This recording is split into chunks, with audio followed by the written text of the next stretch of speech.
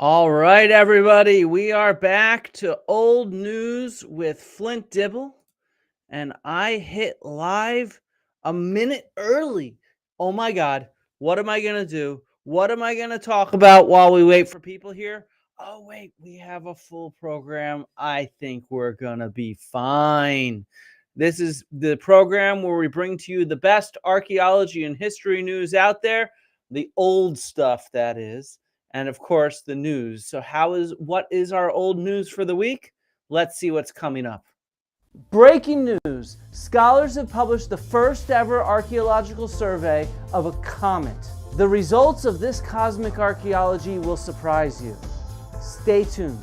A large genetic study has revealed the very first dogs to be introduced to South America. Let's look into the who, what, where, and why. Was alcohol a driver for the development of complex societies? A big data study from around the world looks at the causal relationship between alcohol and human civilization. Is the drunk hypothesis correct? Yeah, probably. We found the support for it. All this and more on Old News with Flint Dibble. I'm Flint Dibble, and I'll see you Sunday. Okay, so here we are. It is Sunday. And our first story today that we are gonna go a little chukka through the news. Chukka. Get that dirt out of there. We gotta find the pottery, the artifacts, the gems of the past. That is what we are here at Old News to do. And let's see what Hussein and Evan come up with from Gurimadi. That looks like a stone. They didn't find any pottery. I got the wrong clip there, didn't I? No, I'm joking. All right, we have some really good news. Our first news story from today is 300,000-year-old wooden tools from Gantanqing, southwest China. Now, this is a really cool story. It is not that often that we get to hear about 300,000-year-old wooden tools from Gantanqing, which is really friggin' cool. Look at these things here. Look at them in context. They are just some of the coolest things ever. And this is a totally rare find, and it really gives us a whole new set of insight on human evolution, particularly in East Asia. And so that's what we're kind of looking at right here.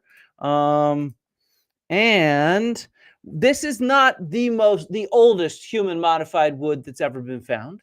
In fact, the oldest that I know of, at least, is from 476,000 years ago, which is structural wood from Zambia in Africa, or Zambia in Africa. And you can see here this notch and everything. Let's hear a little bit about this one, because there's a nice video up on YouTube about it.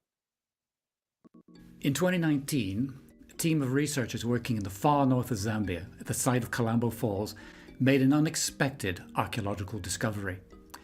They found wood preserved underneath the river, which would then turn out to be almost 500,000 years old. Not just any old wood that had been worked by humans, including the remains of what looks to be the earliest structure known in the world. So if wood is so useful now and has been in the past, why aren't we finding evidence of it in the early archaeological record?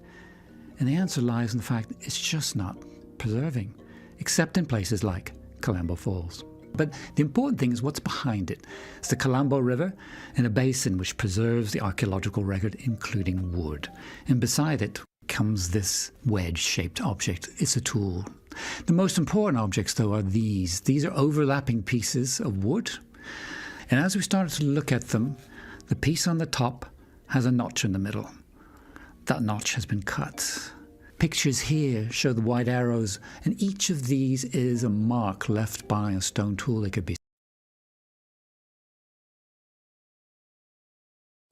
So totally cool. We have found old wood like this before, but it's not a very common thing. It all comes down to preservation. A lot of people sort of think that it's time time destroys archaeological materials like wood or other things like that. And I just really want to keep hammering home the point that this find from Zambia, the one that we're talking about from China, and others that we're about to show, it really actually has to do with the context. It is the depositional environment where something is buried that determines how it is preserved or not. And I hope that this is the kind of lesson that everybody can take home from throughout this episode, whether it's on the planet Earth or even not. That is oftentimes what archaeologists are looking at, is the depositional context of what we find things in and how things get preserved. And we study that as much as anything else. We covered that, for example, last episode when we looked at all those shoes from Vindolanda and the Magna site nearby.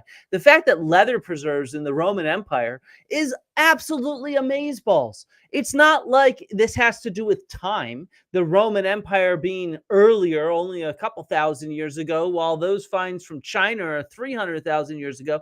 No, it has to do with the context, the depositional environment in which materials are buried. And in particular, it's anaerobic context from waterlogged environments that are the most ideal for preservation. And it's these kind of low oxygen or oxygen absence, which means there's not the kind of microorganisms that decay organic material, that leads to this kind of startling preservation, whether it's from the Roman period or such as this hairnet or wooden implements or leather and things like that, or whether it is from this site at Gantangqing in southwest China, where all these wooden implements, these tools have been found, or the one we just saw in Zambia, where we actually have structural wood, early structures being built by hominids. I mean, how cool is it that we get these little glimpses so deep into the past that can start to answer these questions about human evolution? So what kind of questions can we actually answer? So from 300,000 years ago, this is not the oldest wooden tools ever found. As we mentioned, we have those from Zambia, but we also, these were found a while ago from Groningen. I should have looked up when they were excavated, but it was a while ago.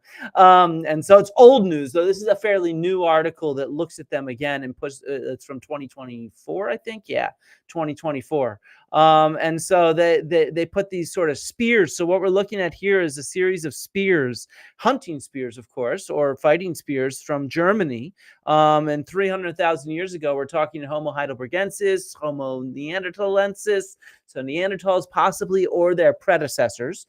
And so this has been a famous find, but more recently they've been focusing on some of the tools from Groningen, and they determined that some of these that weren't sharp, they could have been used as awls for working like cloth or hides, to make clothing of sorts. And so we have now growing evidence of pre-Homo sapiens in different areas of the world, including here in Germany, working hides or to make clothing. And so something like an awl, or perhaps some of these could have been pins for hair or clothes.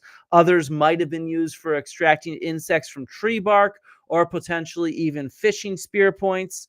And then some of them actually compare well with hide smoothers made from bone and ivory, or even sewing reed mats could have been used for sewing reed mats, scaling fish, or even folding bark containers. So sometimes when we have a wooden implement, we can give basically the range of possible uses they were used for. We can't always be 100% sure of how they were used.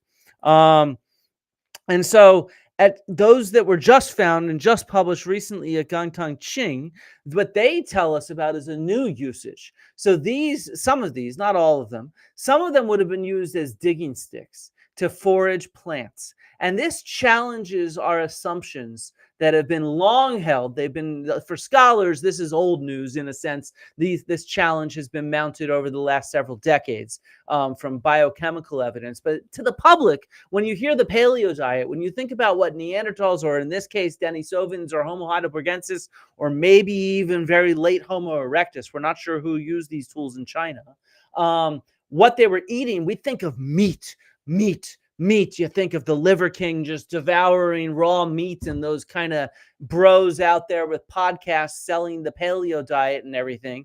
Well, it turns out the more isotopic evidence that we get, the more look at the DNA from the plaque of hominin teeth. And then, of course, these kind of tools what we're finding is more and more evidence for the consumption of plants this deep in early human prehistory. And so this does tell us quite a bit about human evolution, and it challenges us on what people were eating. And so these tools would have been used for digging up roots and other kinds of plants near this sort of river environment in southwest China. And so it's just a really remarkable discovery. The oldest wooden tools found in East Asia, and some of the oldest wooden tools ever found in the world. So what we're talking about here, though, is further evidence that they would have been eating and digging out plants, whether these are Denisovans or Homo heidelbergensis, or maybe late Homo erectus. We are not sure because we do not have any human remains from the site itself. But those are the hominids that would have been in the area around this time. Potentially even Neanderthals, to be honest. So another big challenge, this is another article that just came out, like 2 days ago. So I've only had a chance to skim this one. I wasn't going to include it. I was actually thinking of including it next week. But this is an experimental study that looks at the kind of molecular evidence that could contribute to diet. And Neanderthals in particular, one of the things that's always perplexed scholars is they have a fairly high and fairly tight range of nitrogen isotope ratios, which tells you where you are on the food chain. The higher you are, the more carnivorous you are, the more animal protein that you eat. And they are fairly high and fairly constrained. And these scholars, Melanie Beasley, Julie Lesnick, and John Speth, they did some isotope analysis on modern materials, meat that was going rotten, because as meat rots, it loses the lighter isotopes and has the heavier ones. And so that might be one explanation, or even more so maggots. These maggots that grow on meat, they have an even higher nitrogen isotope ratio. And so the argument that these scholars have made is that possibly, just possibly, Neanderthals might have intentionally targeted fat. We saw this fat factory in the 3rd episode of Big Archaeology from a month ago or so that Neanderthals created in Germany. They targeted fat, marrow, and other kinds of nutrients like this, because if you eat too much animal protein, you can have protein poisoning. And so maybe with the excess meat, they might have let it rot, some of it, and then they might have actually harvested the maggots. That is the hypothesis that's been developed in this paper here, intentionally eating maggots. So they suggest the frequent consumption of animal foods laced with maggots should be considered as a contributor to the high nitrogen isotope ratios values observed in late Pleistocene hominins. And so this challenges the paleo diet even further. If any of your friends are on the paleo diet, you need to be telling them that they need to eat more plants and they need to eat more maggots, because that is the real paleo diet, according to some of this latest research. I'm not saying that it's 100% confirmed yet, especially this maggot one, but it's certainly, we have great ethnographic examples of cultures around the world until fairly recently that consume maggots. I've never tried them, but I suppose in the right context, maybe I need to think about it. I usually try to challenge myself to eat anything that people tell me is delicious in an honest way. If I think the person's full of shit, I probably won't try it. But if I think they're being honest with me, I probably will try it. And so I probably would try maggots if somebody who confirmed and I trusted them as honest told me they were delicious and prepared them in a way for them to be delicious. I'd consider trying them. I'm not saying somebody's going to clip this out, aren't they? This is I've ruined my entire reputation right here. Not that I really care.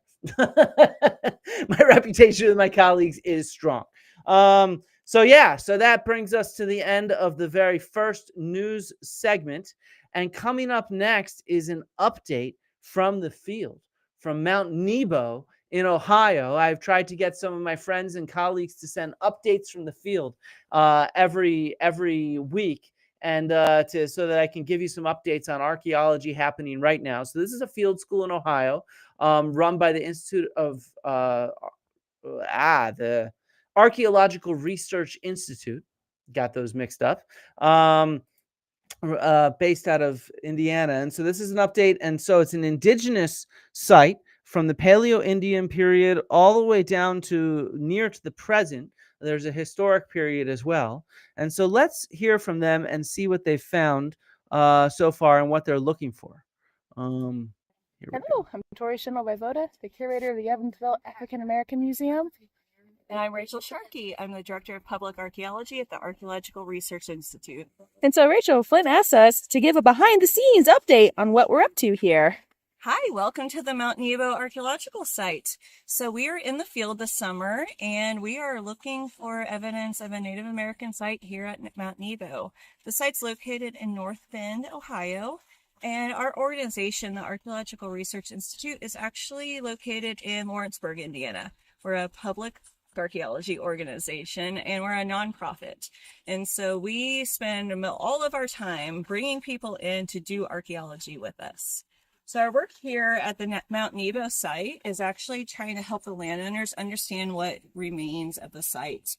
Behind me, there's a giant quarry, and we know that the site was impacted by gravel mining in the late 90s, early 2000s. The site was listed on the National Register of Historic Places in the 1970s, and so because of the disturbance to it, the landowners want to know what is left of the site. So we have our field school here, and we're teaching people how to be archaeologists while also answering the questions of what remains of the site.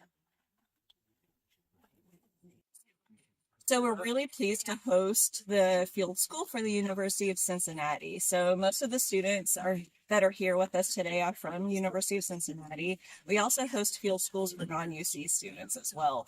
A number of the other individuals that are out here digging with us are volunteers and people interested in archaeology, and they come and help them out in everything that we do. We also have our own archaeological staff that are out here in the trenches. Whoa! Nice. We want to thank you so much, Flint, for giving us the opportunity to share a little bit of what we're working on. And we're very excited to see Old News and your new series on YouTube. So bye for now from the field.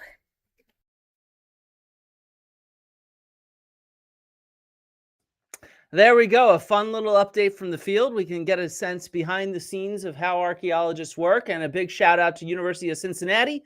That is where I got my PhD. And so I'm glad to see that there's plenty of training opportunities for current students there. That makes my heart burst with joy. So for the next story, I had to open up my beer because we are going to dive into we're going to sift some more of this archaeology news. We're going to find ourselves a little nugget, a little fun one, aren't we? The question we're hoping to answer is, was alcohol a contributing factor to the rise of complex societies? Do we owe everything, all the civilization and technology that's around us, to beer? Could that really be the case? I sat down with the lead author of the study, Did Alcohol Facilitate the Evolution of Complex Societies, Václav Hrnčíř, from the Max Planck Institute of Human Evolution in Leipzig, to ask him what he thought and what the conclusions from his study showed. Here we go. So, okay, do you want to just tell us first what the drunk hypothesis is? Okay, so drunk hypothesis is labeled according to the book by Edward Slingerland called Drunk, and it's a hypothesis about that intoxication helps promote building of large-scale complex societies because it promotes, human creativity, social bonding, and also trust and mostly cooperation. Yeah, I think that makes sense. And I think it's funny that his name is Slingerland because he must like to sling one back. So you just did a large-scale study of this. Do you want to explain what you actually did in your paper? Yeah, we tried to test it using ethnographic data, like from 186 societies around the world, ranging from egalitarian hunter-gatherers to clan-based pastoralists to state agriculturists. and we try to find whether there is a link between presence of fermented beverages and the higher levels of complexity or large-scale societies. Okay, and so this is from all over the world, and it's ethnographic, so that means that it's more modern data rather than archaeological Actually, data? it's mostly the modern data from 19th or early 20th century. So we Okay. didn't study like the ancient societies. Okay, that's interesting. So what were your findings then? Is the drunk hypothesis correct? Yeah, probably. We cannot like prove it, but we found the support for it because we found a relatively like modest correlation between alcohol and higher levels of political complexity. Actually, we ran several models, and in a simple model where we have only like alcohol and political complexity, the correlation was relatively strong, but we started to control for other factors, like shared ancestry or environmental productivity or agriculture.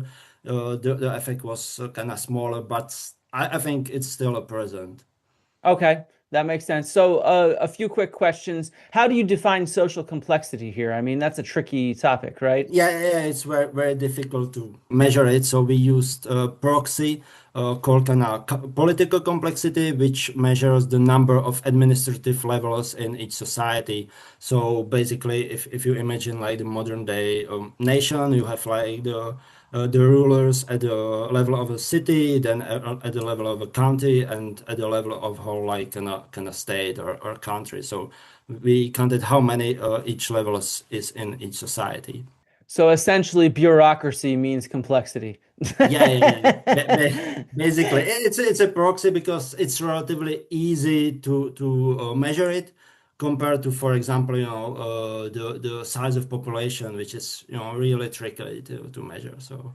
Yeah, so essentially, the longer you have to wait at the DMV, the more complex your society is.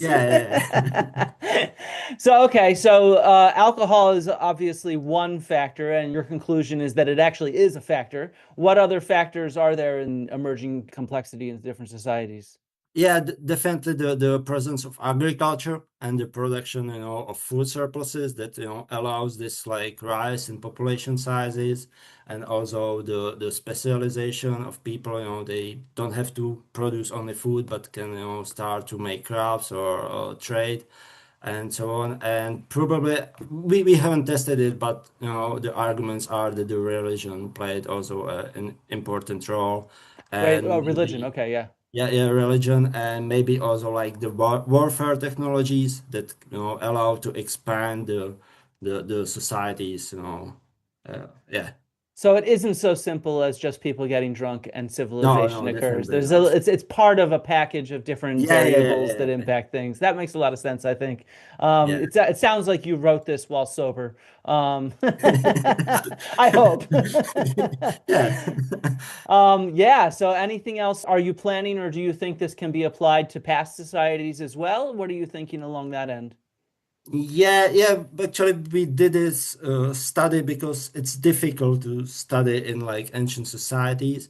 There has been like several studies that shows that in early civilizations like Mesopotamia, ancient Egypt, ancient China, or Incas Empire, the alcohol played an important like religious, economic, and social roles.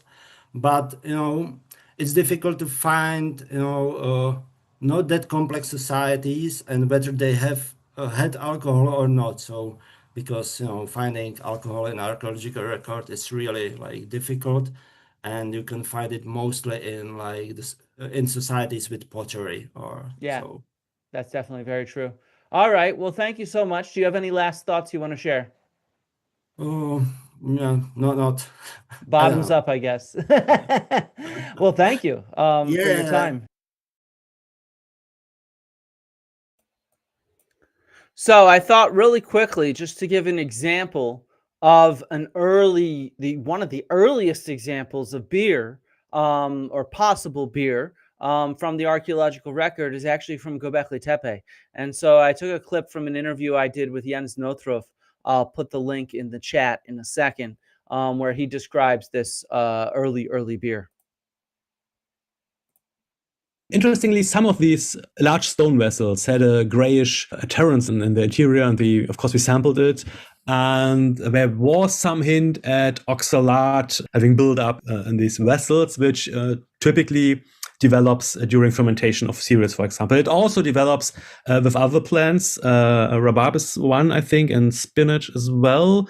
But given the whole context of plant processing with einkorn and so on, it seems at least plausible to argue that there was some kind of fermentation of cereals going on in these vessels, which could happen naturally if you just forget your gruel or porridge a day too long in the sun, and then something just happens.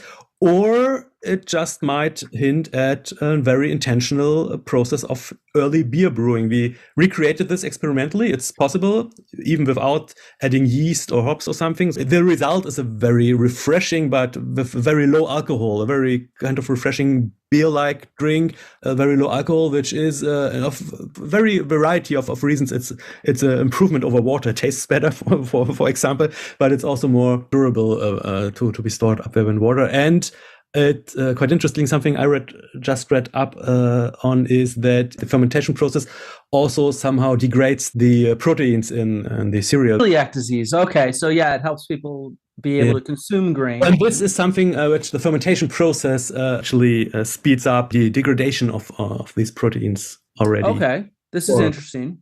What I'm hearing from you is that you don't think Göbekli Tepe is a mystery.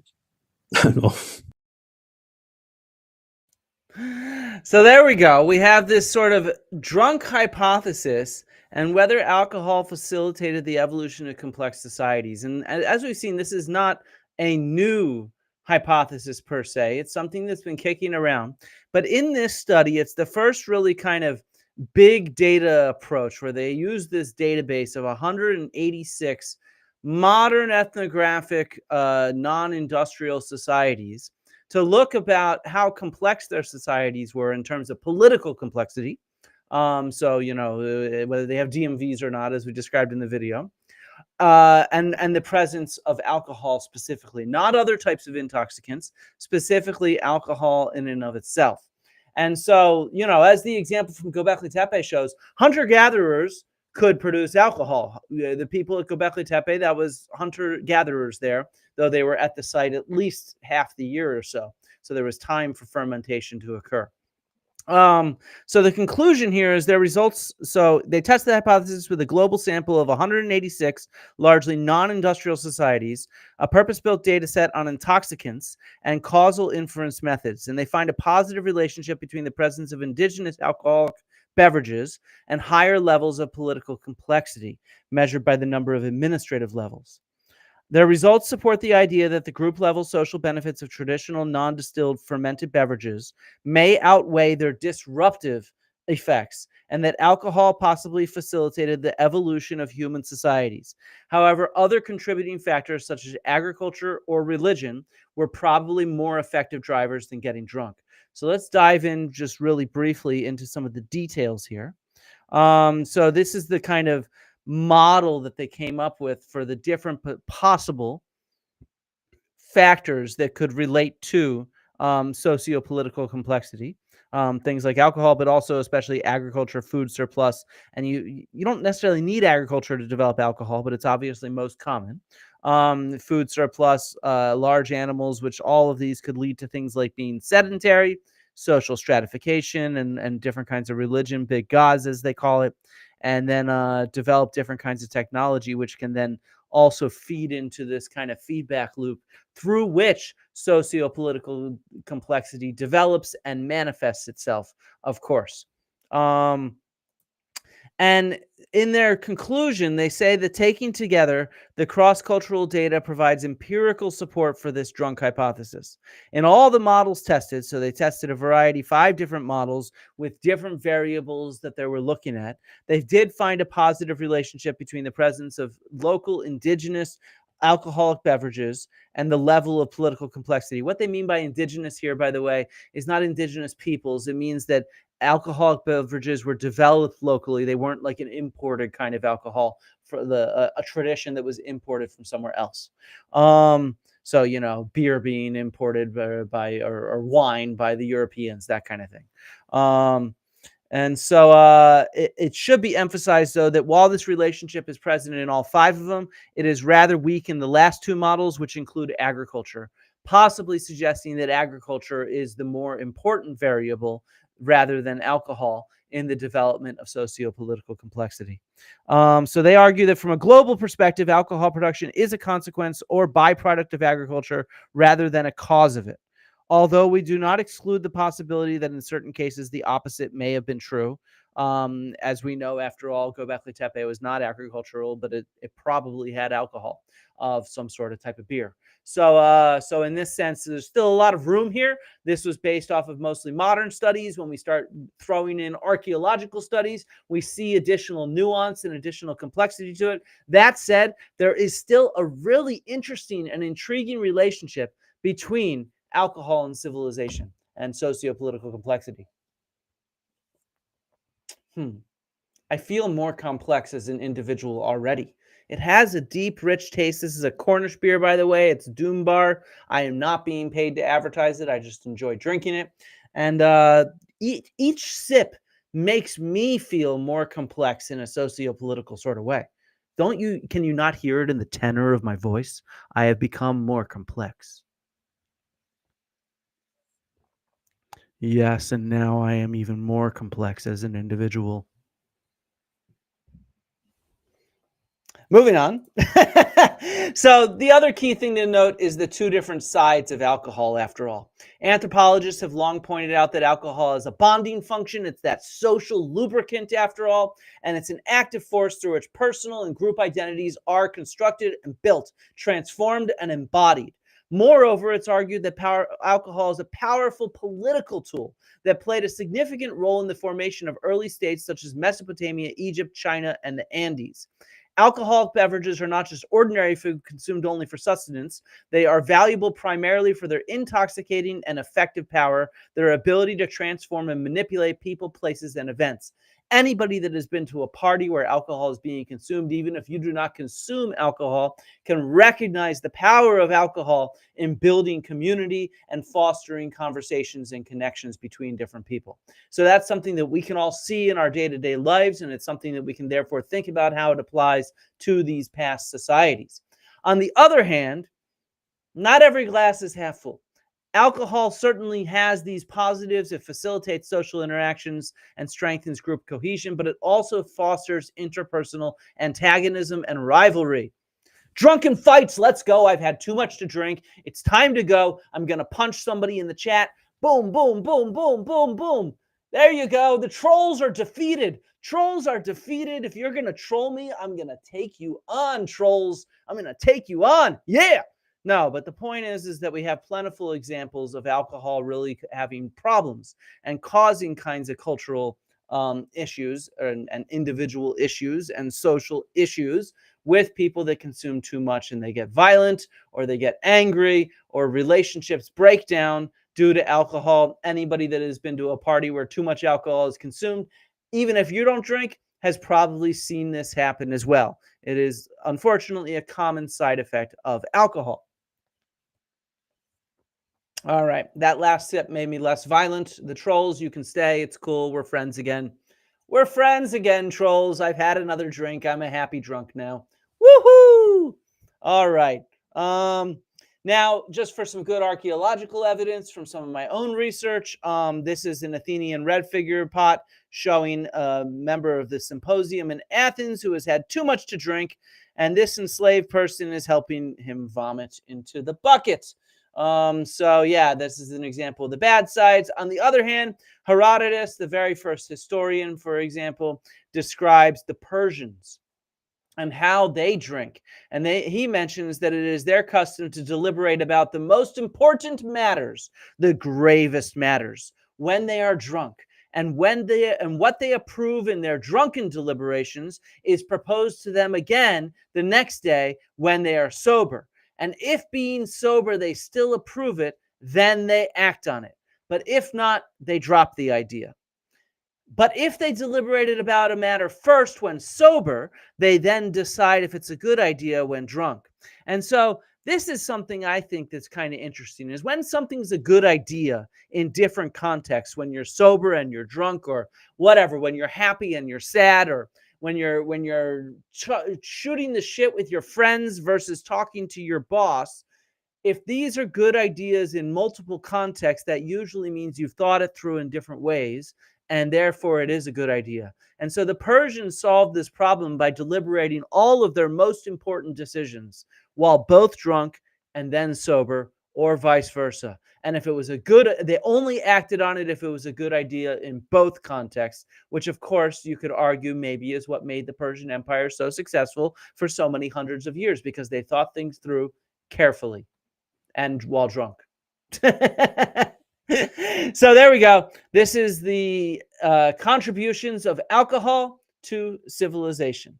So now we have a brief word from our sponsors, just a brief one. What was it? 2 days ago, I hosted a live stream called for Ask an Archaeologist Day. I had on my good friend, Dr. Marijke Stoll, and we answered a series of questions. I'm just trying to pitch it. If you missed it, maybe your question was asked and answered. Here's a good example. Stoll, how far back in time do you think we'll push the peopling of the Americas in the next few decades? Well, I think we are kind of hitting that upper limit, I think.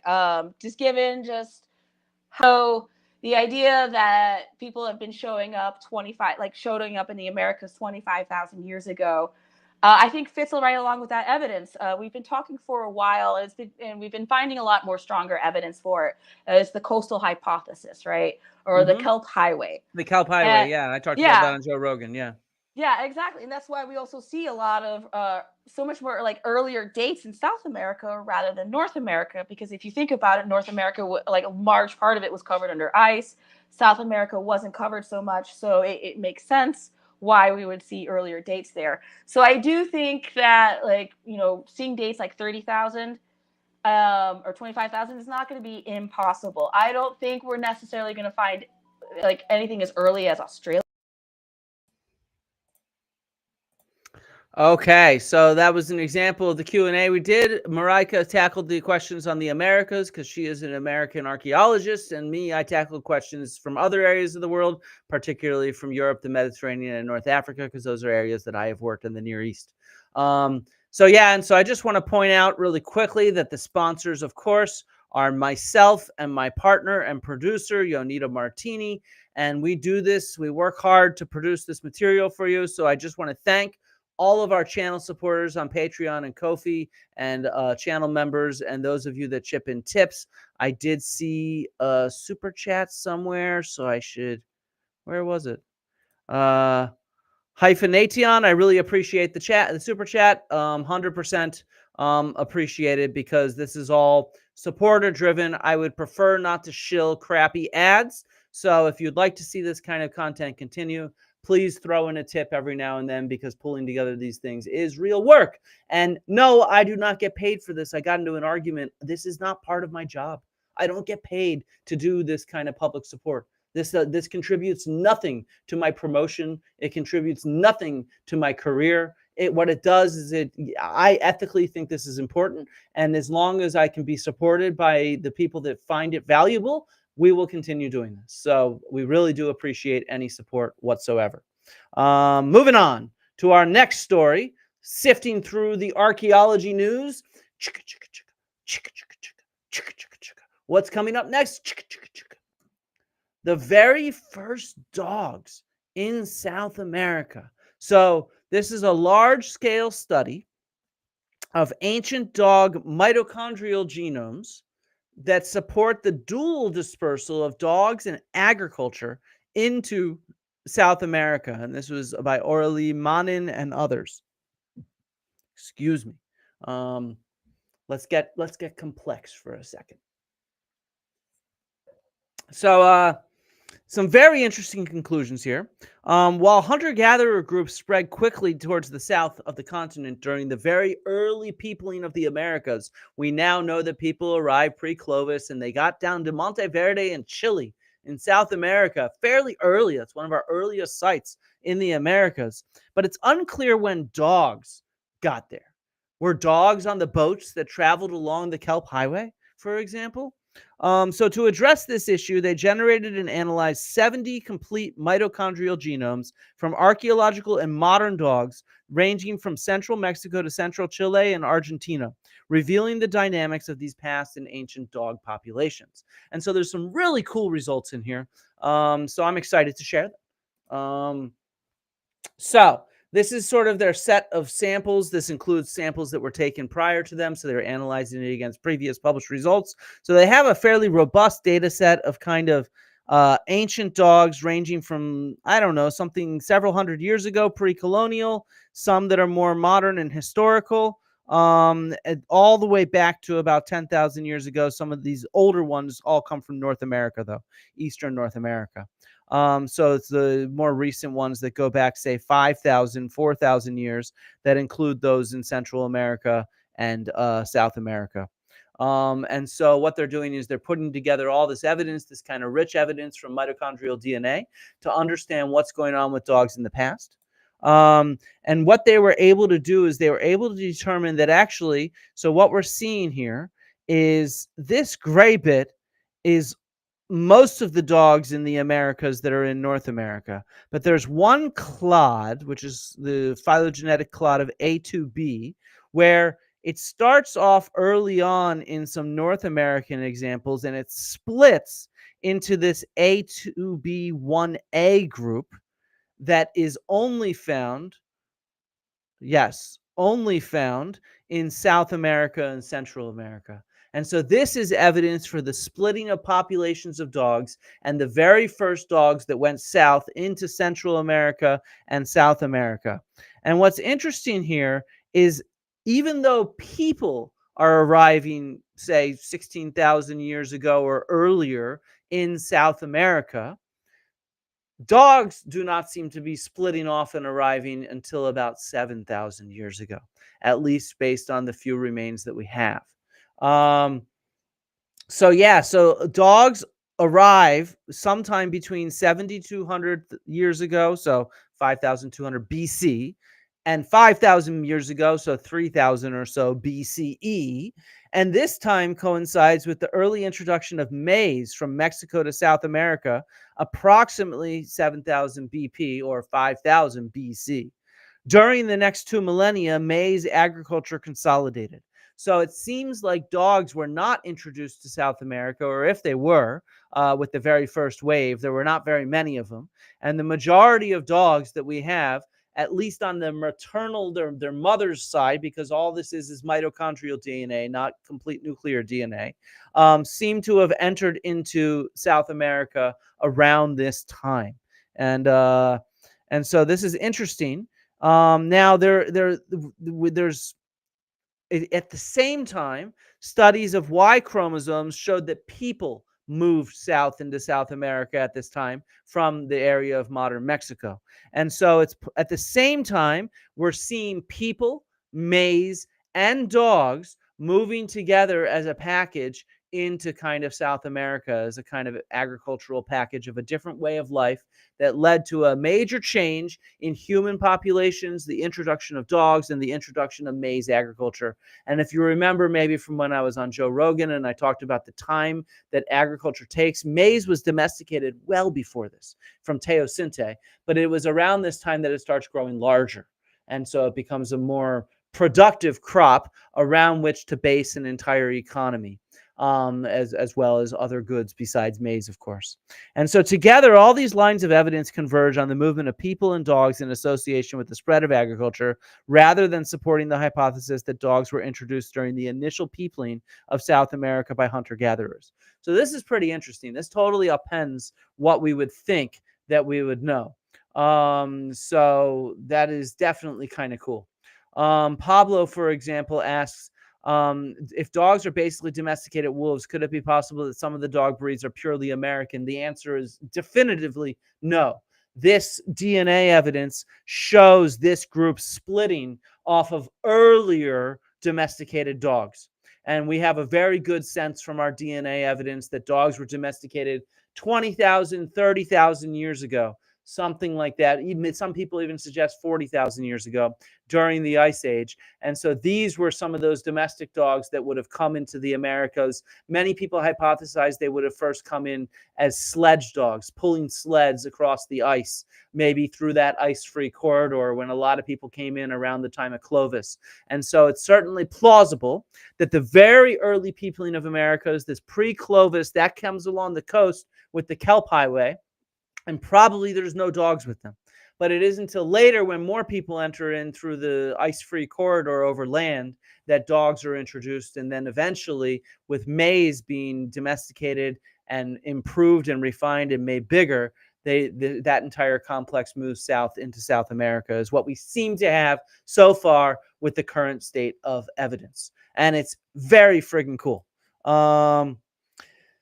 Let's see, we already read this. Another cool result, which a sad result maybe, from this study, is it shows how these indigenous dog populations, the populations that existed with indigenous dogs, this American A2B mitochondrial phylogenetic clade, has now almost vanished entirely from the continent. Pre-contact maternal lineages, so these mitochondria, have only been found in 2 modern American dogs so far, a village dog from Nicaragua and a Chihuahua from the US. Every other dog that's been studied so far in the Americas shows European genetics to them. So evidence from nuclear DNA indicates that the proportion of Native American ancestry in modern American dogs is approximately 3 to 4% at most. In a sense, when the Europeans arrived, the dog populations of the indigenous Americans were also ravaged very badly by colonialism, by disease, possibly even violence. And so they were completely swamped genetically by the introduced European dogs. And so we see almost the complete disappearance of this mitochondrial DNA, with the very, very few exceptions from all the modern dogs that have been studied so far and throughout North, South, Central America. So it's a major impact that colonialism has had, not just upon indigenous people, but upon their breeds of dogs as well. Even though we still think about some of these breeds as traditional indigenous American breeds like Chihuahuas and whatnot, the DNA tells us that their ancestry is mostly from Europe. And to be honest, this isn't so dissimilar to the introduction of domesticated pigs into Europe. I should have put up this study. Eventually, over time, the crossbreeding between the domestic pigs and the local European wild boar meant that domestic pigs in Europe ended up having mostly local European wild boar ancestry. Despite still looking and acting and behaving both skeletally and behaviorally and size-wise, morphologically wise of their skeletal remains, like actual domestic pigs. And so a good example of this with these dogs is Mexican hairless dogs were showcased at the 1863 World Exhibit, and then the breed nearly vanished at the beginning of the 20th century and was only saved by the Mexican Kennel Club in the 1940s from a very few Mexican dogs. And they therefore, to keep the viability of the population, they interbred them with unrelated breeds like the German Shepherd. And so that has completely transformed the genetic makeup of the breed, even if it still meets the breed criteria in terms of looks. And so we need to stop thinking of breeds as, for example, a genetic makeup. These are determined physiological traits that humans have chosen. And so I think that's an important lesson when we look at dogs. What we see is obviously controlled by genetics, but it's controlled in such a way where it's manipulated by the physiological traits rather than the composition of much of the genome. You have to think that through for that to make sense, but it actually is true. That even though we have these traditional American breeds that still look and act and meet the criteria for these traditional breeds, genetically, they are predominantly made up of DNA from European breeds. So I hope that helps. Okay, some bad news, some very grim news. Unfortunately, the Sapiens Magazine is closing at the end of the year. The Wenner-Gren Foundation, which funds quite a bit of anthropology and anthropological research.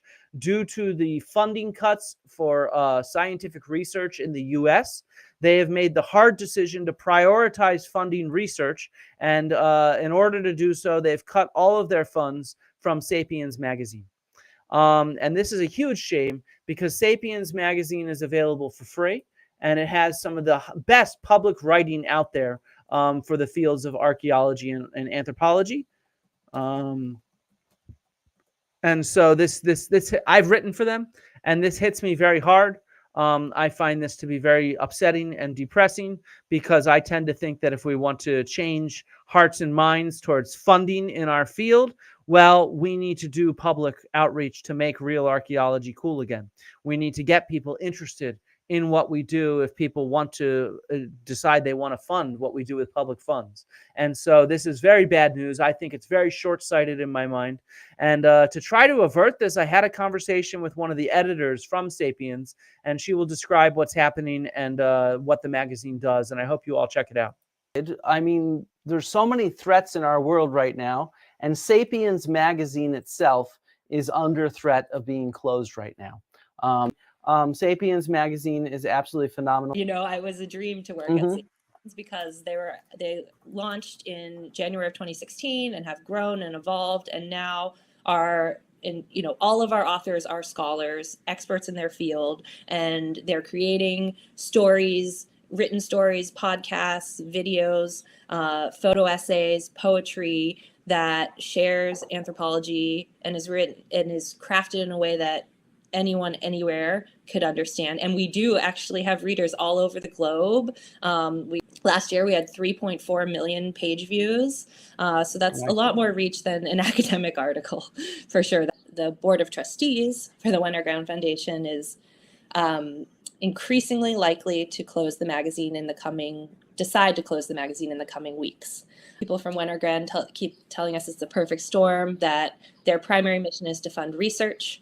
We actually see ourselves, Sapiens Magazine, as integral to it, because research can't really exist unless researchers are making it accessible, valued, and relevant to the public and gaining public support. And so it's a real shame to see this happening.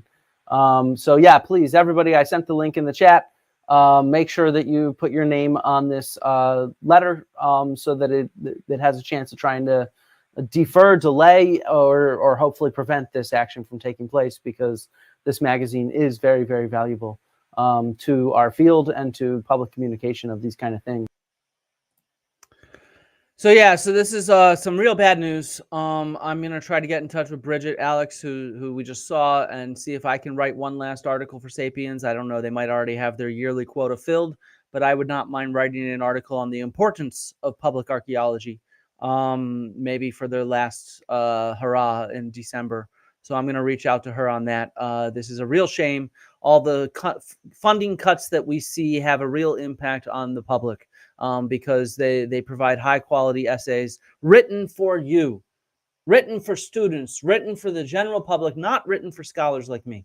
They're meant to be fun and accessible reads. So if you've not read Sapiens Magazine, go read it now. Maybe if we get enough people to read it over the next few months, they might see greater value to it. I do not know.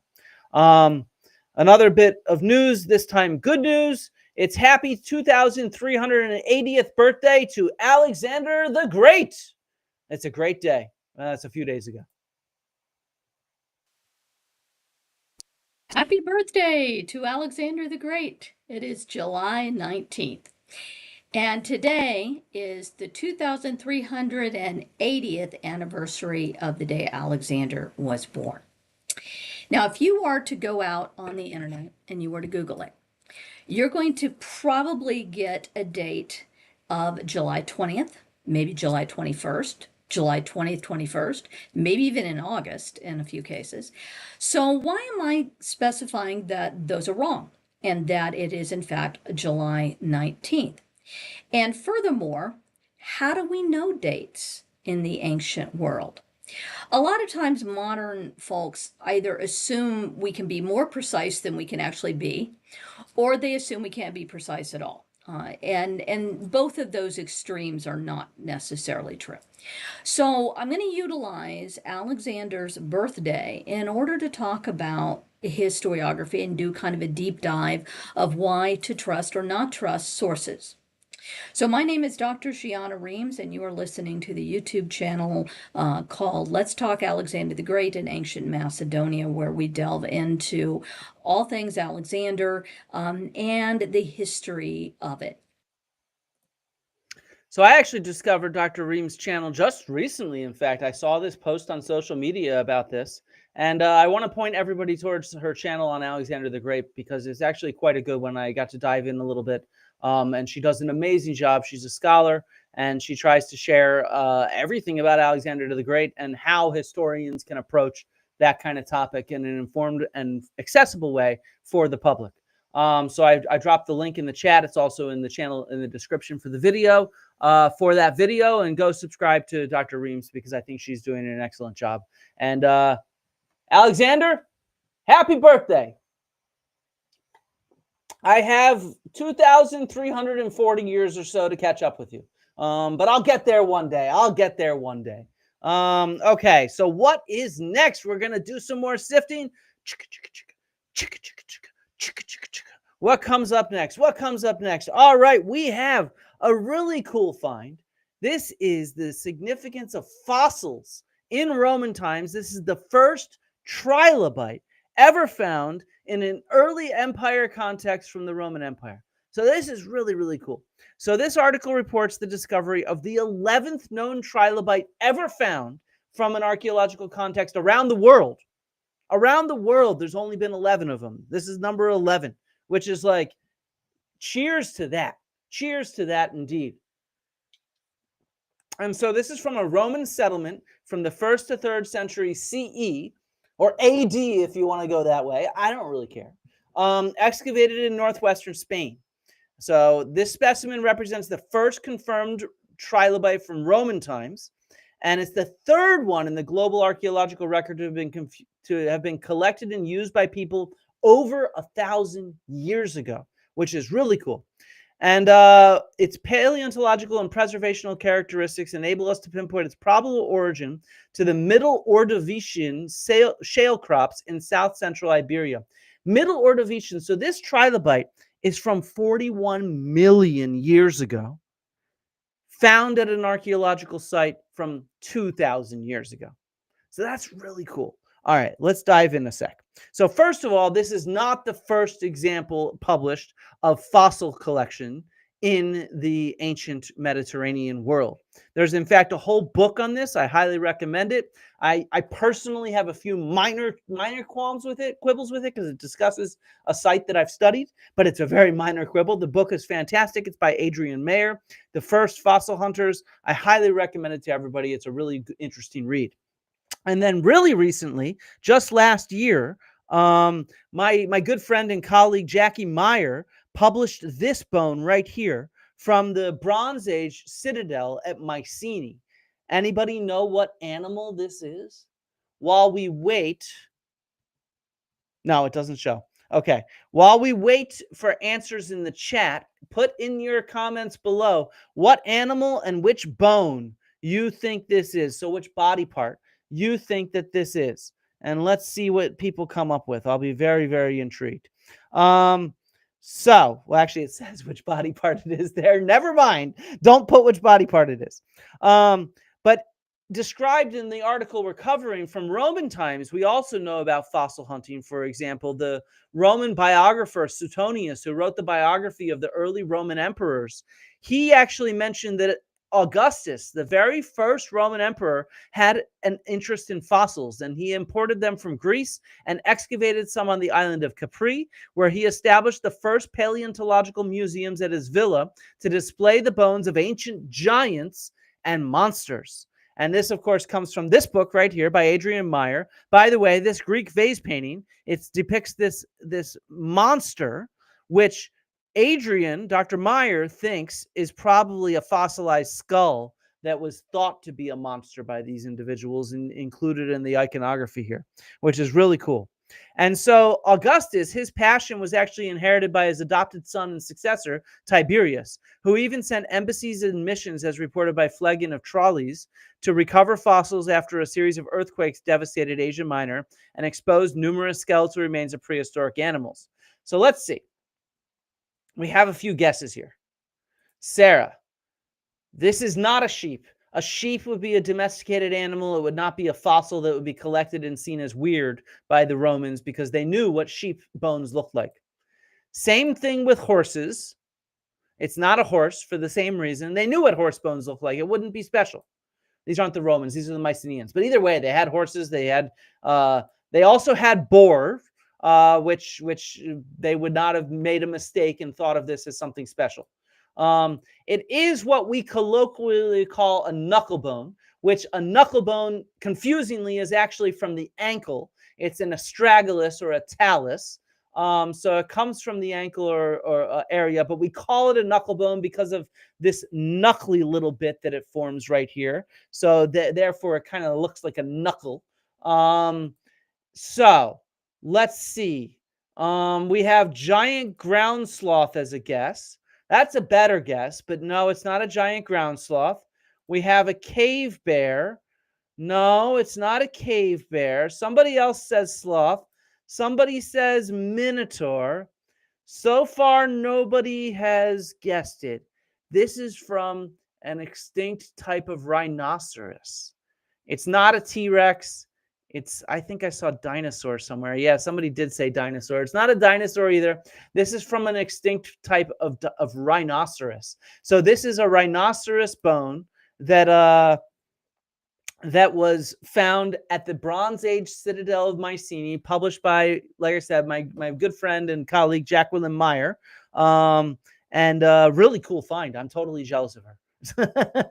So fossils are known as being collected in the ancient world. It's described in various texts, as we've seen, all the way back to ancient Greek times. And then we have archaeological examples going back to prehistoric times at Mycenae. So this is a well-known phenomenon. Let's look at this trilobite from this Roman site.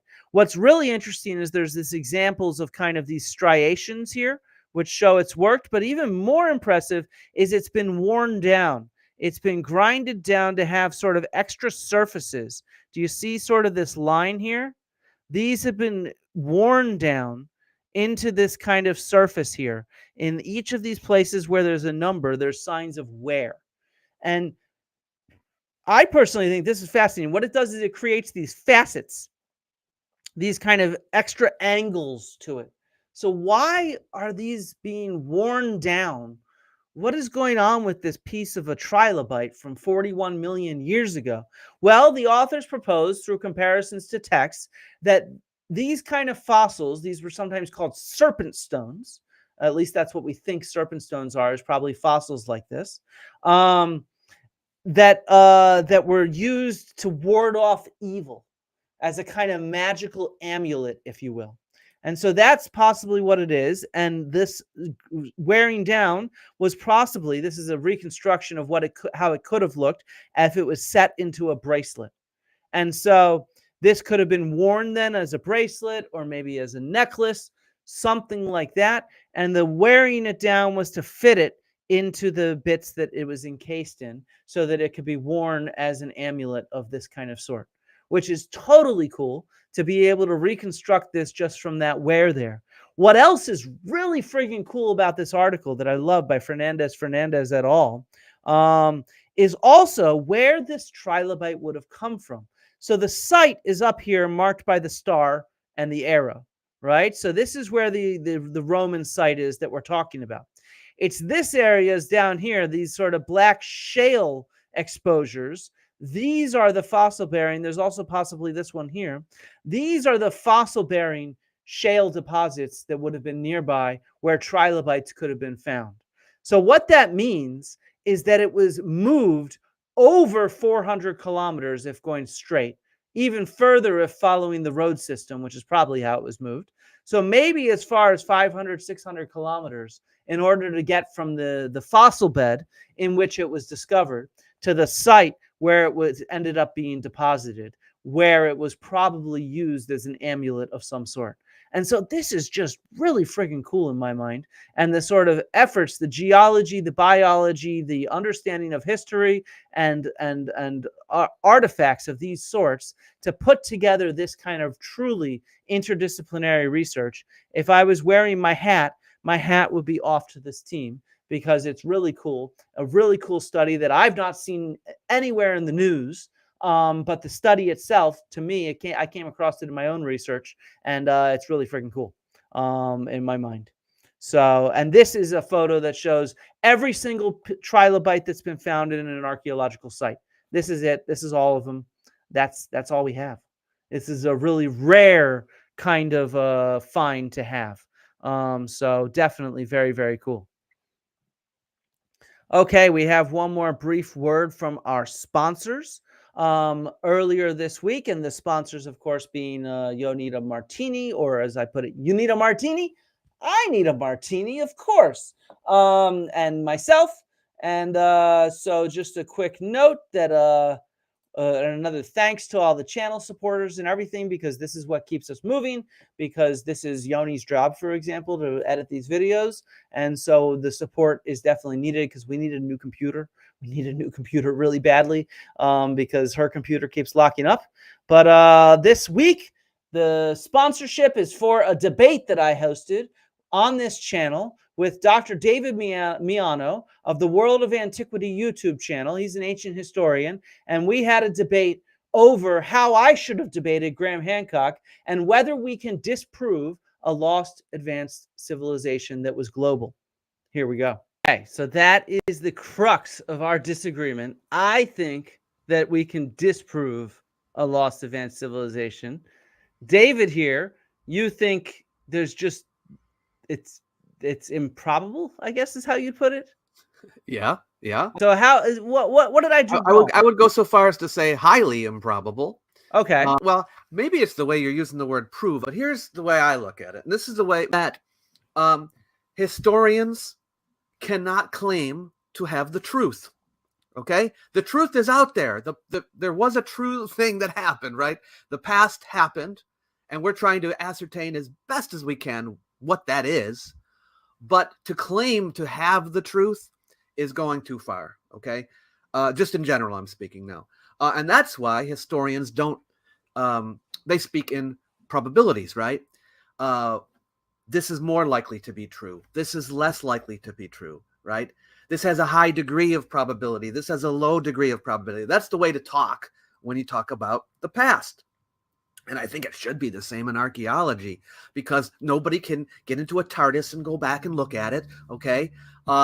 You weren't there, okay? We just have clues that lead us in a certain direction, and then we form hypothesis based on those evidence. And then, you know, if the evidence is strong, we can say, well, that's probably happened. So that's why I don't like the word, we're going to, you know, prove or disprove.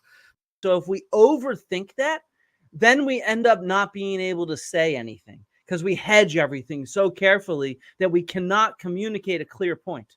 And I think we have to communicate really clear narratives that are compelling, emotional, and interesting if we're going to get the public to start, you know, trusting and believing and wanting to listen to real scholarship, because that's how the pseudoscientists communicate. They communicate with emotion and clear, compelling narratives. And so that's what works with the public. And so if we sit there hemming and hawing all the time, it's just, and I don't mean, we can use some qualifying words, probably, improbable. That I'm fine with that. I don't think we always need to, as you know. That's what we're disagreeing on, you bastard. But I definitely think we need to work on communicating clear, compelling, and interesting and emotional narratives. Oh, yeah. It's not just about debunking what's wrong. It's about presenting what's right in a palatable way that people are just as interested in. I try to do that with my travel videos. You know, I love going around and looking at these things, and I try to make it exciting. But, you know, those videos don't get as many views as my debunking videos. It's such a real shame. We live in this world with all this pseudoscience, and a lot of people are hungry. They want to listen to why pseudoscience is wrong. Right? But what really annoys me is that the best way to prove pseudoscience wrong is to just get people on board with real science and to inoculate them with the real evidence that we actually have. But whenever we put out those kind of things, even our fans, the fans of real science, they're not as interested in seeing us do a debunk takedown. Yeah, but I will say this: if I put out a video titled like, you know, Flint Dibble is a idiot, you know, or something like that, people will watch it. You know, yeah. It's so David Miano's next video is titled "Flint Dibble is an idiot." He told me so today. No, I'm joking. So look, but on that point, I see that, for example, we have less than 200 people watching right now. And this is a problem. If we want to make real archaeology cool again, if we want to actually have this kind of stuff take off, what I need is for some of you that watch this recording, before we move on to our last segment, I know everybody's here for the last segment, but before we move on, I want to emphasize, if you tune in live, that actually helps the algorithm promote it to more people. It reads that kind of stuff. Giving a like, leaving a comment, all of these kind of things, we have to mobilize around what we want to see the internet become. So if you're watching a recorded video, challenge yourself to watch this live. If you're watching this live, challenge yourself afterwards to leave a comment, because I know you can't leave a comment until after it's done. Because all of these things matter. We have to create the world that we want. We have to create the internet that we want. We have to build this ecosystem step by step. I'm going to do my part and create these kind of videos, but I need all of you all to support me, to support David, to support all of us that are trying to actually do this by sharing this stuff and feeding the algorithm what it wants, which means trying to watch it right away, trying to watch it while it's live, giving thumbs up, leaving comments. And if you can't watch it till later, that's fine. I'm just saying to try to when you can, to try to leave some time to do that kind of stuff, because it makes a difference. Okay. Now, how did that debate go? Well, there were some memes that were created, and I think they show a pretty clear result. Oh, wait, I'm not sharing my screen. Sorry, David. Somebody created a couple memes that show that I destroyed you in this debate. I'm not saying who created these memes because I don't want to tell on my wife, but oh, wait. Yeah, it was my wife that created these memes. Either way, nobody created any memes for you, David, so we can tell who won. Next time you want to come on here, I'm going to trounce you again, David. I hope you're tuning in. Okay. We are here for our final segment of today. All that is old is new. And we're going to be delving into this really cool article that just came out earlier this week by my friend Justin Holcomb. We worked together in the lab in Greece together. He's now based in Kansas, and he published on the Planetary Geoarchaeology of Comets, site formation processes on comets 67P Churyumov-Gerasimenko, or 67P C-G. And so in 2004, actually, this story starts with the Rosetta mission to this comet. It didn't get there until 2014. And then what they found archaeologically is really cool. Let's look into this. First of all, let's hear about this mission that was made.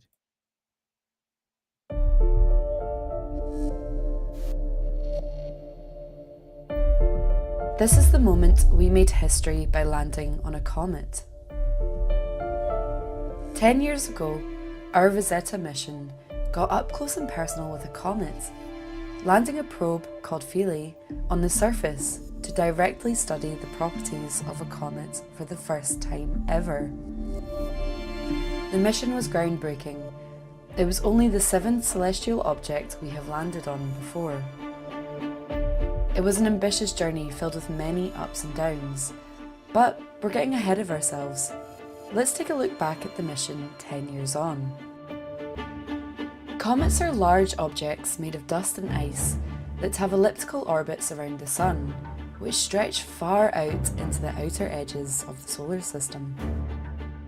They are believed to be left over from when the planets formed, and scientists think they could hold the answers to how life formed on Earth, why we have water on Earth, and how the solar system evolved. So this was a totally cool mission. It took 10 years from 2004 to 2014 for them to get there with this Rosetta ship, let's say, and then the lander, which was called Philae, and it landed on the comet, and it was able to do all these studies and tests that they wanted to and transmit it back. Rosetta actually orbited the comet for a couple years until it eventually lost power and crashed into the comet itself. So what this presented was the opportunity with all this data for the very first archaeological study of a comet, an in-depth archaeological study. And that's what was just published here by Luca Forasiepi and Justin Holcomb. Like I said, I know Justin quite well. He's a good friend of mine. So let's sit down with Justin and hear what he has to say about this. I think that we're in this unique time. I actually think that we're in the middle of a transition, a space age transition from an early space interest in spacefaring to a solar system exploring species. Now, it could be 20, 50, 100 years, but historically, we'll look at this as our first kind of our forays. And we know when we look at initial dispersals, we have these initial forays, right? Pre-Clovis, Paleolithic Greece, right? Like this is no different. So I don't know, how would you define this discipline of space archaeology, or I mean, you could planetary geoarchaeology, but let's start with space archaeology. Yeah, I think space archaeology is really interested in our kind of what you could call a material footprint of space exploration and all that entails. So it's pretty broad. So it's the material record of, our existence in the solar system. And that could include in orbit and interplanetary space, dwarf planets, asteroids, comets. But also space archaeology does include, I said out of atmosphere, but it does include stuff on Earth as well. It includes anything related to the kind of space exploration. So launch sites, crash sites as well, but also like observatories. It's kind of inextricably linked to the history of rocket science. People actually even looking at the cultural heritage of Arctic explorers, right, as an analogy to space exploration. I would say it started really in the early 2000s with Pete Capillotti. Yeah, he's did the book on the moon, and he's a really great guy. Moved the field forward for thinking about Apollo objects and the first boot prints and things like that. And Beth O'Leary, working with Lisa Westwood, really focused on kind of launch sites and crash sites as cultural heritage. And so the idea of solar system as a cultural landscape is like, that's the first epiphany really for me, kind of changed my thinking. I realized, well, what about the stuff that's on the surfaces of celestial bodies? What's happening to it? And, as a geoarchaeologist, it was, a geoarchaeological problem. Like, what are the processes, both cultural and natural, that may be affecting the stuff that is on these different celestial bodies? And so that's what planetary geoarchaeology is. It's a form of space archaeology, but it's just on the actual material on these other celestial bodies.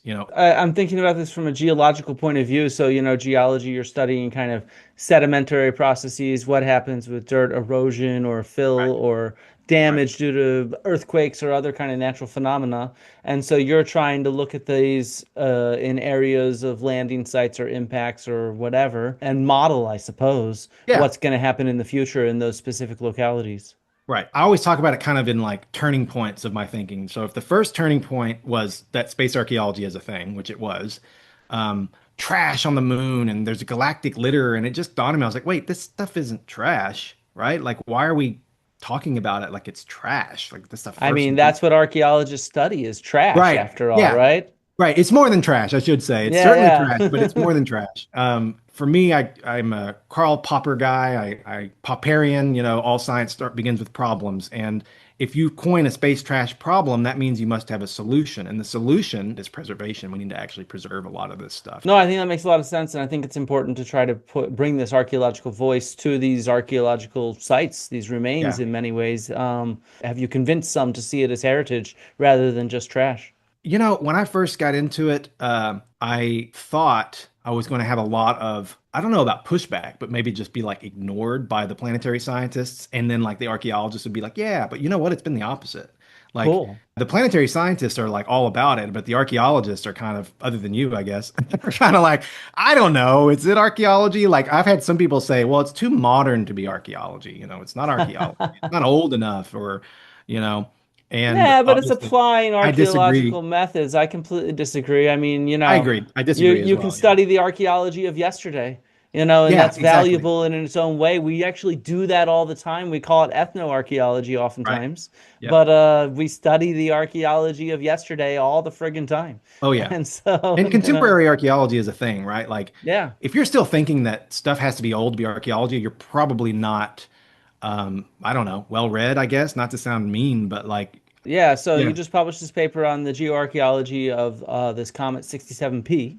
Yeah. And so yeah, walk us through what your goals are with this paper. Right. So the solar system is a depositional environment. So as geoarchaeologists, when we are looking for archaeology sites and we find artifacts, the first thing we say is, what type of environment was this artifact left behind in? Is it an environment dominated by wind, like an aeolian environment? Is it an environment dominated by water, an alluvial environment, gravity, a colluvial environment, right? Hill slopes. And then I realized that, oh, there's like another missing chapter to that geoarchaeology text, which is comets and asteroids, moons. Those are all typically airless bodies, not always, but typically airless bodies, planets and dwarf planets, orbit, and interplanetary space. And in each of those, we need to actually figure out what are the processes operating in those environments to deposit materials that might bury archaeology sites, aka archaeological formation processes. So that brings us to comets. The first idea there was, okay, well, let's talk about one. Let's pick a case study to talk about a celestial body as a depositional environment and how it may be affecting cultural material. We started with the moon. The moon has a lunar premise in the sense that people think that whatever's on the moon just preserves forever, right? But what's happening on the moon? How dynamic is the moon? And in the end, it's like the perfect case study. And some of the reviewers said that. They're like, yeah, we like this idea, but it's the perfect case study.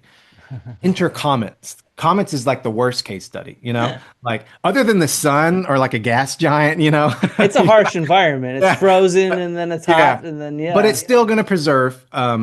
But the question then was, how long will things preserve on comets? I'll talk about it a little bit, but I don't want to go into too much of it because it's actually my co-author, Luca Forasiepi's research. So Luca is space archaeologist, and he's actually the very first master's thesis that did a planetary geoarchaeology master's thesis. So we co-authored, and I helped him kind of wrap his idea into a geoarchaeological bow, basically. We've researched about 8 different comets. 2 of those we've interacted with. And 67P we actually landed on and then also crashed into. So there was, pretty arguable preserved archaeological record on 67P GC. The idea is how long is that material going to be there? Can we go and sample it? You mentioned about this idea of modeling. That is a form, that's like the main way we could do planetary geoarchaeology today. I call it predictive analysis. The second one is like active primary analysis, which is sampling and bringing it back. That's where I want to see us get to. And so the idea though was how long, if we were going to do that, how long could we do that on a comet? And so we call it it's got a preservation window. And it's basically these comets are orbiting around the sun. So as they get closer to the sun, it gets more and more volatile. It loses more and more material through outgassing and jets coming out of it, gas jets. And so it can launch stuff out into space. And so So that you're was basically saying comets fart when they get close to the sun. exactly. They do, yes. And so, they get gassy and in a sense, what were you using to help model this? You were using actual video footage and descriptions and other things, photographs from the mission there in 2015, 2016? The Rosetta mission in particular actually orbited the comet for a while, collecting geological data, and tons of imagery, which actually allowed to see things moving. And so Luca, in consultation with ESA scientists, European Space Agency, they were able to at least make guesstimates. It's the best we can do with what we have. When I mentioned earlier about sampling, I think a lot of people are like, so what, we're going to spend billions to send archaeologists to space? No, that's not what I'm saying at all. I'm saying we add a single experiment to the long list of scientific experiments that astronauts already do. And we can consult and guide on how to do that. We sample sites. You've sampled Knossos and other sites on Crete, and yeah, of course, and so, we have formal processes. You've got to have a permit. You have to have research questions and hypotheses. We already know how to do all that. So actually, at the overall, one of the big things I'm arguing is that we need cultural resource management in space. Yeah, I think that makes sense. And I think it would be really cool to add that to that long list of different things. We're Yeah. already doing it with so many other disciplines, so Right. many other sciences. And I think it would also go a long way towards getting, the public's already interested in both space and archaeology. So you bring Yeah. those two together and you have that perfect sort of Yeah. interest that you can generate and Right. demonstrate the relationship between these different sciences. Exactly. And not to mention, it's not just about this material being the recording our first footsteps. That is a big part of it. But as archaeologists, we know that when things are put in the ground, they're still recording data, Yeah. right? They're recording depositional and post-depositional processes. And so, and these are recording data on extraterrestrial environments, right? So Mars, they're getting, abraded. We can look at space weathering, radiation. We can look at wind action. Mars has a cryosphere. We can look at what the cryosphere does to certain materials. So, yeah, all of that, when you sample that material and bring it back, we can get really good geological information from it as well. It's not just about doing archaeology, it's geoarchaeology. Yeah. Some of these environments, man, the moon is so, oh man, it's so volatile. Like there's never been water on the moon. So all of the regolith, none of the sediment, the dirt is rounded. It's all angular, dust, silt. And so it's also electronically charged from solar radiation. So it just jumps and sticks to you. And it's this super caustic, imagine breathing that in, right? Like, yeah, seriously. yeah. So the moon's pretty harsh. I think all these environments, I mean, reading about that comet and seeing some of the images and footage from there, that's pretty harsh. Some of that stuff to get people there would be, woof. I wouldn't want to dig through that space dust. Right. And Mars too. The moon and Mars have earthquakes or moonquakes and Marsquakes. So we normally study the geological environment anyways. And so all I'm doing is just taking what I would normally do and then looking at these different environments with completely different, non-analogous kind of processes, and it's super fun to do that. Well, this was very cool. Yeah, if you have any last things you want to say for the recording.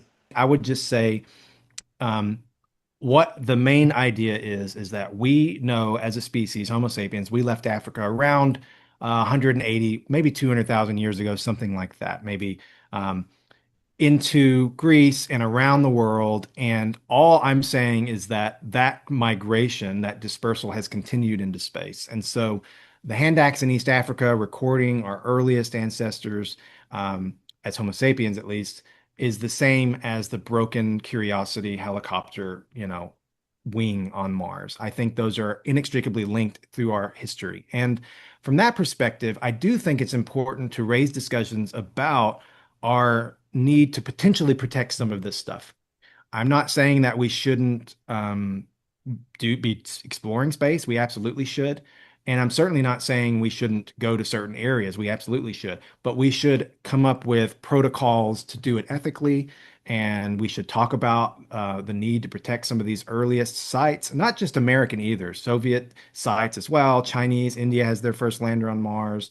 As you said, it's a humanitarian effort. And so for the first time, we could actually look at one of those events and then keep track of it and not try to figure it out later. Yeah, I think that makes sense. I mean, if you think about Star Trek, those people in the future looking back to our time of early space travel, having those sites there is going to inform them a whole lot. And so we should think now about long-term preservation because we can understand that as archaeologists. We look back and we look forward with the same perspective. Yeah. Yes. And we're always reactive. We're always solving problems after they happen. Let's not do that this time. Yeah, that makes sense. And I mean, so much of the field is moving towards what these things mean for us today anyway. Right. And trying to recognize the role of the past in the present. And so, that's going to matter for space exploration as well as for other things. And I think, one of the big questions with space exploration is who has rights over stuff. And hopefully your efforts here will help everybody understand that this is world heritage, worldwide heritage. Right. Humanity-wide heritage maybe is the right way to put it.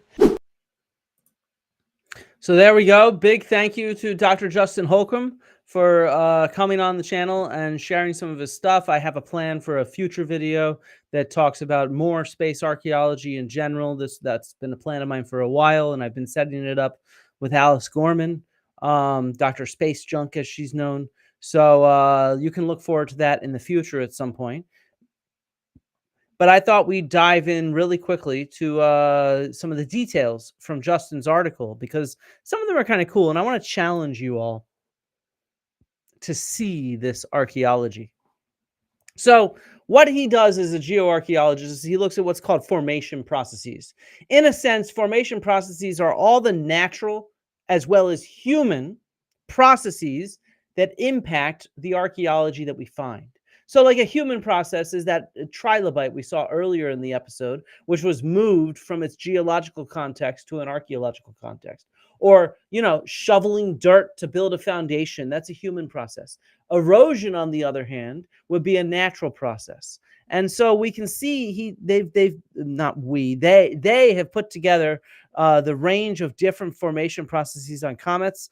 A lot of them have to do with the temperatures. It's further away from the sun and closer to the sun. When it's further away, it's frozen. When it's closer, it starts heating up and getting quite hot, and that's where it gets all gassy and has those jets that we see behind it inside the sky when we see a comet flying, when it's visible, I should say. And that causes all kinds of things like pit formation, fracturing. It can eject stuff out. But then, of course, there's human activities like the impact of the Rosetta on the surface of the comet itself, or the same thing with the Philae vessel.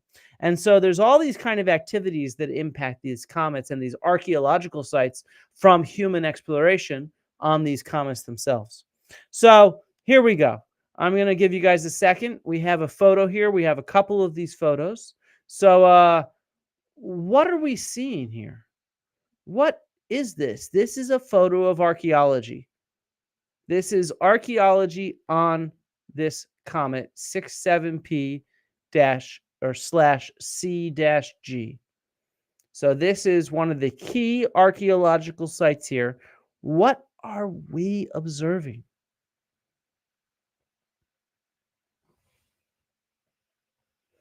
I'm going to wait for some comments to come in. Give this a thought. It's conveniently circled for you. I didn't do the circling. This is from the publication. What are we looking at? And will this survive? How long will this survive? So Fiery Waco says human footprints. No humans actually came to the comet. So these are not human footprints. Maybe the emphasis on some of my syllables, the emphasis that I gave, it might help out here. Impact from spacecraft debris. They dug up samples. Meteorite impacts. These are some of the guesses that we have. So Regalius, these would not be meteorite impacts because this is archaeology. Meteorite impacts would be natural processes. This is anthropogenic right here. Impact of the satellite and footprints of the landing robot. Yeah, so some of this is closer. So when the Philae landed, if we go back a second. No. This is the artist's reconstruction of the Philae that landed to take samples and to communicate back with the Rosetta, which was orbiting the comet and then sending stuff back. When the Philae landed, it landed at 1 meter for every 10 seconds, I think it was. It was landing at quite a fast speed, and it bounced. It had to bounce at least twice before it ended up settling down. And so this is two of these, B and C, are the depressions of the legs from the lander. A over here is actually not a depression. It's the sediment that was kicked up when those legs hit. It accumulated here. And so that's more of like a little mound of sediment that came down. And so this is the impact from that kind of crash landing that the lander had. Okay, so we have one more image. What are we looking at here? What are we looking at here? This one's complicated. There's actually several things going on here, and I'll be intrigued if anyone gets this one right. This one is some really cool archaeology, by the way.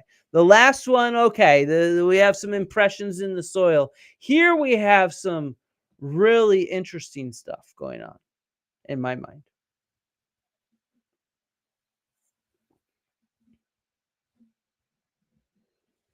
So let's see. What do we see here? We have some arrows. We have some other things. Look at it closely.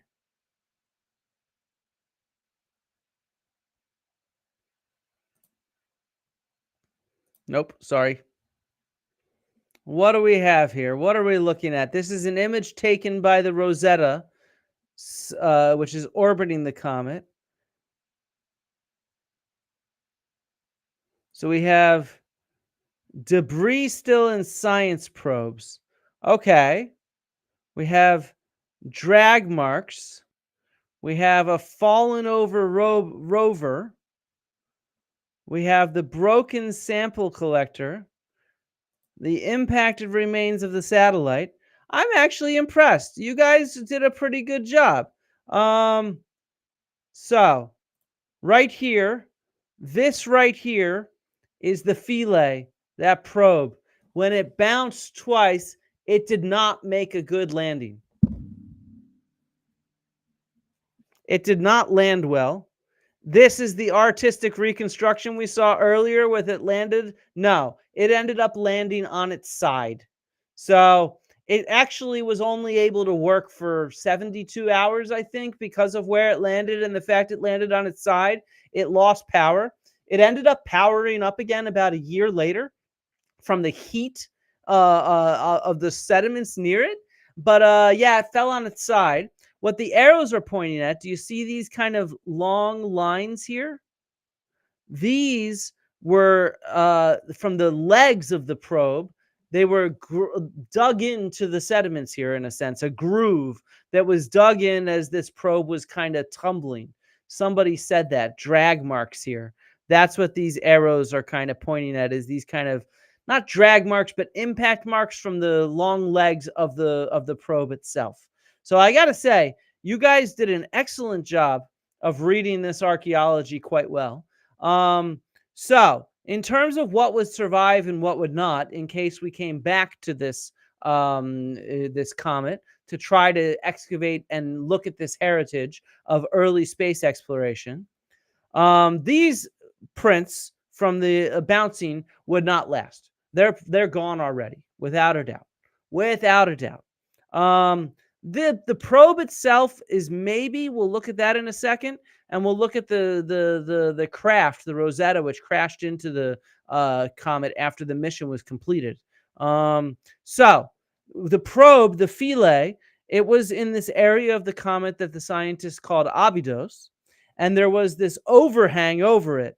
That's why it ended up losing power, is because it was in the shade and it was solar powered, and it didn't get enough power to work for more than, say, 48 to 72 hours.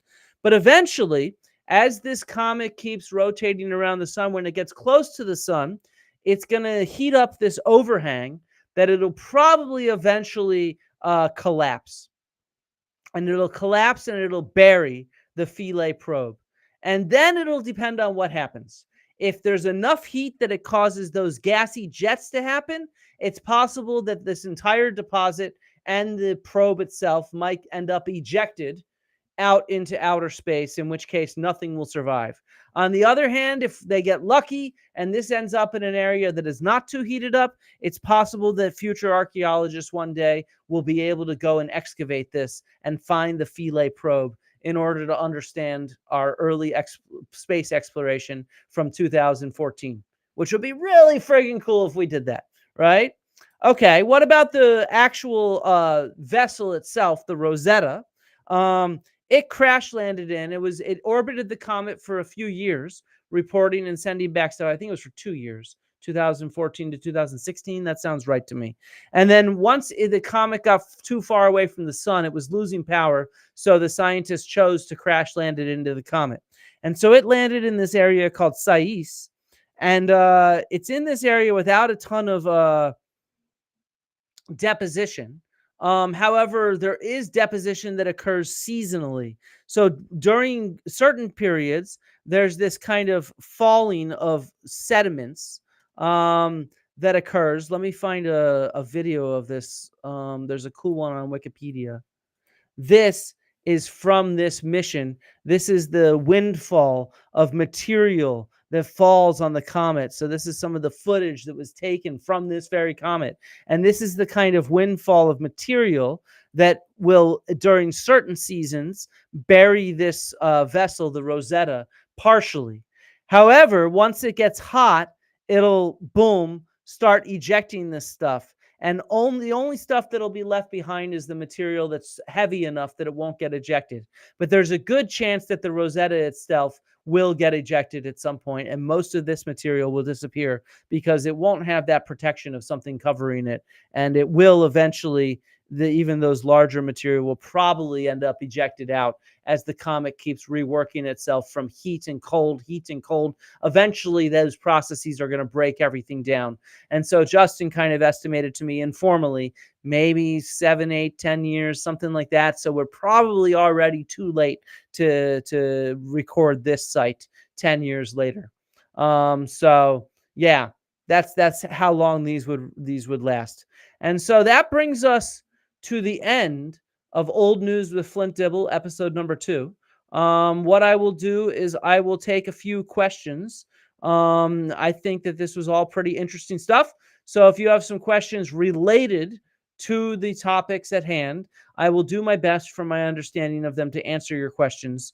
So I'll wait a second and we'll see what questions pop up, because I'll be intrigued to see what you all come up with for our Q&A. Well, you guys have done a great job answering what you thought some of those images were. I thought you all did a fantastic job.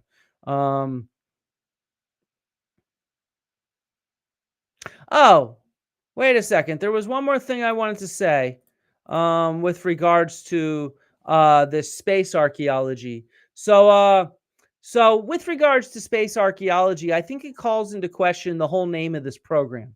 This is Old News with Flint Dibble, but this was actually new news. It was news about space travel from just 10 years ago, right?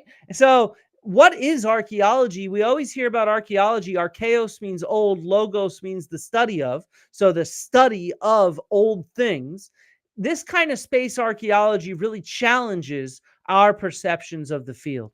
And I think that that's really fascinating. We need to, the field of archaeology itself is slowly changing, and we're trying to apply these kind of archaeological perspectives and methods to new things. So it's not just the study of new things. It's about applying this kind of long-term perspective on material evidence, and we can apply that to the past, to the present, and to the future. And so we're going to change the title of this program from Old News with Flint Dibble to both Old and New News with Flint Dibble. No, I'm joking. We're going to keep it as Old News. But I do think it's important to challenge our own perceptions of these kind of things, because I think it's important. And that actually, I guess, relates to Stuart's question here. What's my definition of archaeology? I mean, it's always thought of as like old stuff. I think it's really the study of human remains, meaning all the material traces that humans leave behind, past, present, future, right? So it's this kind of stuff. It's the way in which we impact the environment. It's the way in which we, the materials that we work with, the materials we mine, all the artifacts, the food and drink that we consume, right? One of the things I always tell my students is that archaeology actually relates to every single discipline out there. And I like to challenge you. You could be anywhere. You could be in the middle of a forest. You could be at the beach. You could be at your workplace. You could be at home. You could be on the street. Everything that you can turn around and see, everything that you see is archaeology. All of it has been modified by humans in some way or another.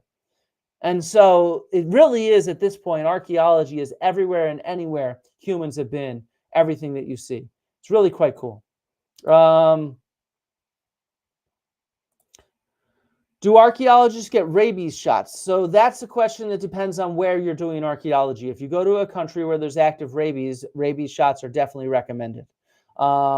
It just sort of depends on where you go and what the animals might have with you. So rabies shots can be very, very important to get, depending on where you're working, what kind of environment you're working in, what country or region you're working in.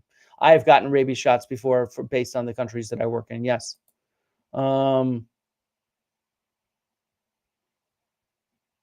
Let's see. I don't know why your feed has frozen. Everybody else seems to be here. Let's see. Yes, we need tetanus shots too, because we deal with old rusty stuff, and that oftentimes just means our tools, not just what the artifacts that we find. So yeah. So Carl Fegans asks, in all seriousness, do you think your debate with David Miano softened or hardened my position on proving or disproving a negative or Graham Hancock's hypothesis? I mean, I've heard David's arguments before, so to be honest, there was not much new for me. It was more performative, but no, and which to be honest, all debates really are anyway. They're not really there to convince the people involved in the debates. So I don't think my position has softened or hardened. I do think we can prove negatives, I should say. And I do believe that Graham Hancock's hypothesis is very clearly disproven by the preponderance of archaeological evidence that exists. I will continue making books on, I will continue making videos on that, and I'm writing a book on it right now. Not just Graham Hancock stuff, but the entire idea of Atlantis and lost civilizations. And I think with the evidence we have and the history of this idea, that it is very clearly disproven. I think this on a practical level. I think almost all my colleagues think this. I think it's only people that like speak to the public and want to coddle them a little bit. I think, to be honest, telling the public that there's a chance, however improbable, of a lost global civilization with high technology is no different than telling your children that Santa Claus might exist. I really, truly believe that. And I think all my colleagues do as well. Carl, I think you do as well. And it's so improbable that it doesn't matter. In the end, with science, nothing is 100%. But we still have to operate with the science that we have, and we need to treat it as it is, meaning as if it's near 100%, which this stuff is. And it's so near that practically it doesn't matter. So to me, it's disproven. And same thing with all my colleagues. Let's see. What other questions?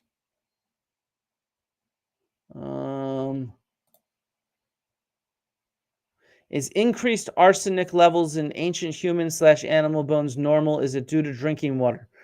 I would guess that it's probably due to the environment in which the bones are buried, but I don't know of any examples, or maybe the individuals were working in a mine where they were exposed to more arsenic. I think the only example I can think of arsenic in bones are from people that were miners, but I'm not sure of the example you're talking about, Okinus, but I would guess that one of the possibilities is due to the burial environment, the soil in that burial environment.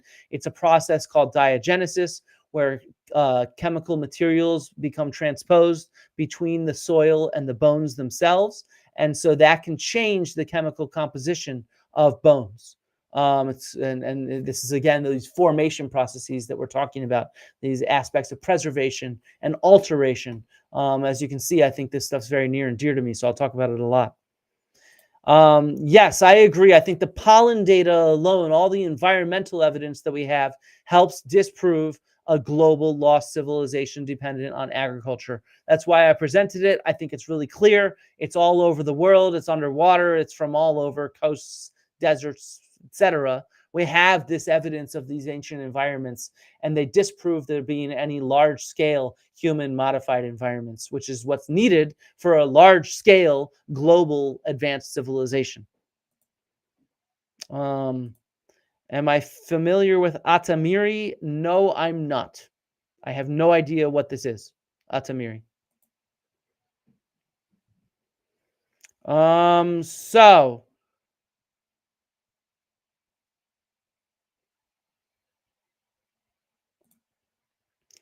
David is there at the start and talking about environment, and all I can say is you're just wrong. The environment impacts whether stuff can preserve. This is why we have trees from millions of years ago in the right environments. They get preserved because of the specific environment. Sometimes they end up fossilized. Other times they end up preserved. As long as that environment remains stable, it will preserve infinitely. Now, that's the big if, as long as it stays stable. That's where time can be a factor, because the Earth's surface is constantly changing. So eventually a stable environment will no longer be stable. But in the end, it comes down to the environment within which things are preserved. I don't know how else to tell you this. This happens on comets. This happens on Earth. This happens underwater. This happens above water. This is why we study this stuff. So you can agree or disagree all you want. You should learn about formation processes if you want to disagree, though.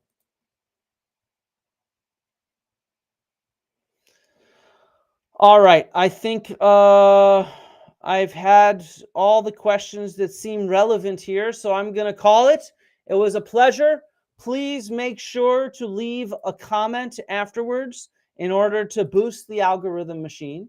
Make sure to give it a like. Make sure to give it a share. I will keep doing these old news things for at least another 5 to 6 weeks, but we need to get these numbers up, or I don't think I'm going to be able to continue doing them while I am teaching, because they're a lot of work. It's a lot of fun. I love this stuff, but it's easier to stream and just chat with a colleague than it is to put together all this edited video and material. So it's on you guys to help me boost this stuff. So check me out on social media. Help me boost this stuff. Share this stuff. If you want this to become more of a long-term tradition, I need your help. I need your help. But until then, I want to thank everybody for showing up, and try to show up in person when you can, because that makes a big difference. I really do appreciate everybody who's here. Love and archaeology to all. Rhymes and riddles, tickle, tickle, giggles, squiggle, jiggle, fiddle, Flint, Dibble. Rhymes and riddles.